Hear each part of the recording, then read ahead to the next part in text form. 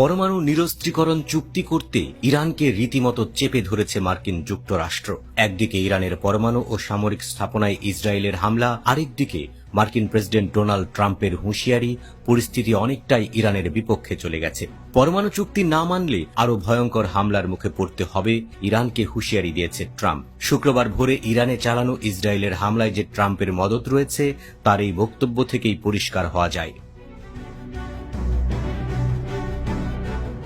শুক্রবার সকালে সামাজিক যোগাযোগ মাধ্যম ট্রুথ সোশ্যালে ট্রাম্প বলেন, পরমাণু চুক্তি মেনে নেওয়ার জন্য ইরানকে একের পর এক সুযোগ দিয়েছি। আমি ওদের খুব কড়াভাবে বলেছিলাম, আপনারা এটা মেনে নিন।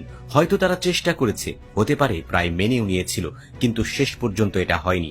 ইরানকে আমি এও বলেছিলাম যে চুক্তি না করলে আপনারা যেরকম ভাবছেন ব্যাপারটা এর চেয়েও ভয়ঙ্কর হতে পারে।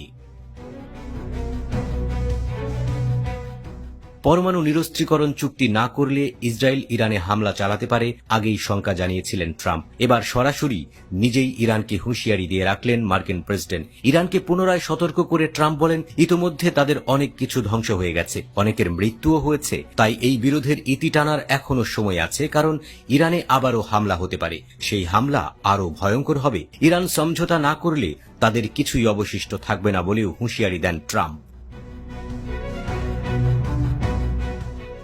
পাশাপাশি এখনই ইরানীয় সাম্রাজ্যকে রক্ষার একেবারে উপযুক্ত সময় বলেও দাবি করেন তিনি। খুব দেরি হয়ে যাওয়ার আগে পরমাণু চুক্তি মেনে নিতে ইরানের প্রতি আহ্বান জানান মার্কিন প্রেসিডেন্ট।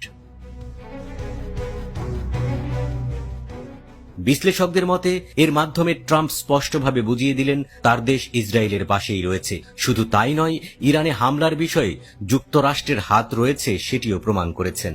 ইরানকে শেষবারের মতো সতর্ক করে ট্রাম্প বলেন, যুক্তরাষ্ট্রের অত্যাধুনিক সব অস্ত্র ইসরায়েলের হাতে রয়েছে। তারা জানে ওই অস্ত্রগুলো কিভাবে ব্যবহার করতে হয়। ইরানের কট্টরপন্থীদের অনেকেই বড় বড় কথা বলেছিলেন, এখন তাদের কেউই আর বেঁচে নেই।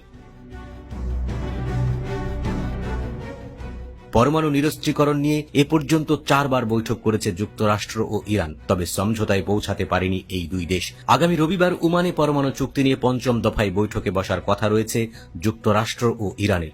যুক্তরাষ্ট্র কোনোভাবেই চায় না ইরান ইউরেনিয়াম সমৃদ্ধকরণ কর্মসূচি চালিয়ে যাক। একাধিক রিপোর্টে দাবি করা হয়েছে পরমাণু বোমা তৈরির এক ধাপ দূরে রয়েছে ইরান। তাই ইরানকে থামাতে পরমাণু নিরস্ত্রীকরণ চুক্তি করতে একের পর এক হুঁশিয়ারি দিয়ে আসছে ট্রাম্প প্রশাসন।